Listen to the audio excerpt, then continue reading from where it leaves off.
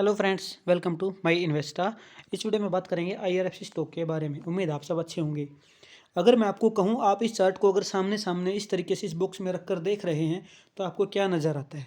आपको सिंपल इतना नज़र आता है कि ये प्राइस इस रेंज तक आया, नीचे गया और इस तरीके से इसने इस पाथ को फॉलो किया। सिंपल, आपको कोई भी पैटर्न नहीं समझ में आ रहा है, कुछ भी नहीं समझ आ रहा है। लेकिन जब आप सिर्फ इतने बॉक्स को देखोगे तो आपको समझ आएगा कि प्राइस मूविंग एवरेज 50 से दूर था, प्राइस नीचे गिरा, मूविंग एवरेज 50 पर कंसोलिडेट किया, एक छोटा सा रिट्रेसमेंट लिया और प्राइस दोबारा अपने नए टारगेट के लिए रास्ते के ऊपर है। सिंपल आपको दिख रहा है। तो आपका पहला टारगेट ये छोटा जो रिट्रेसमेंट 183, दूसरा टारगेट 200 से ऊपर का, ये टारगेट आपको इस स्टॉक में आराम से दिख रहे हैं। फिर आप क्या करेंगे, इस टाइम फ्रेम को छोटा करेंगे क्योंकि ये आपकी एंट्री यहाँ पर अभी आपको परफेक्ट दिख रही है। डेली टाइम फ्रेम में कन्वर्ट करेंगे। डेली टाइम फ्रेम में आपने कन्वर्ट किया तो आपको दिखा कि ये प्राइस इस रेंज में ही था और यहाँ से इस तरीके से इसने मूव किया। उसके बाद आपको ये दिख रहा है कि प्राइस मूविंग एवरेज 300 पर रिट्रेस हुआ, मूविंग एवरेज 50 को रेजिस्टेंस की तरह यूज किया, फिर से नीचे आया, फिर से इस तरीके से। और जैसा कि मैंने आपको बताया था कि एक ट्रायंगुलर पैटर्न में मूव कर रहा है, इस तरीके से ये मूव कर रहा है और इसको ब्रेकआउट देगा और रिट्रेस लेगा, तभी एक शानदार एंट्री बनेगी।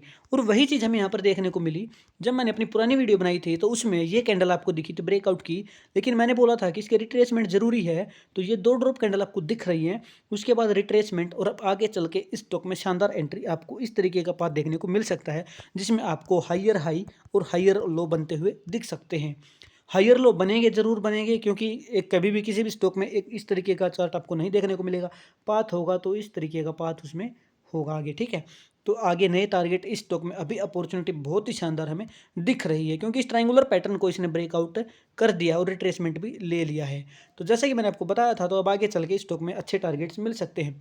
पिवेट इंडिकेटर अगर आप यूज़ करते हो तो आपको टारगेट समझ में आ जाएंगे, क्या क्या टारगेट कहाँ पे आपके पिवेट्स बन सकते हैं। पहला टारगेट 172, दूसरा टारगेट 184, तीसरा टारगेट 195। स्टॉप लॉस उसी तरीके से आप अपना रखेंगे तो आपके स्टॉप लॉस रहेंगे 149, ठीक है। ये आपका स्टॉप लॉस रहेगा। आपके ये टारगेट आपका 195, इस तरीके से 1:3 का आप रेशो में भी इसमें टारगेट अभी ट्रेड कर सकते हैं। तो मुझे मेरी वीडियो आपको पसंद आई है। मैं सेबी रजिस्टर नहीं हूँ तो कोई आपको इन्वेस्टमेंट की सजेशन नहीं है, लेकिन जो चीज़ मैंने आपको अभी तक समझाई है मेरे चैनल पर, मैंने जितनी भी चीज़ आपको समझाई सिखाई है अभी तक, वो सारी की सारी सही रही हैं, सटीक रही हैं।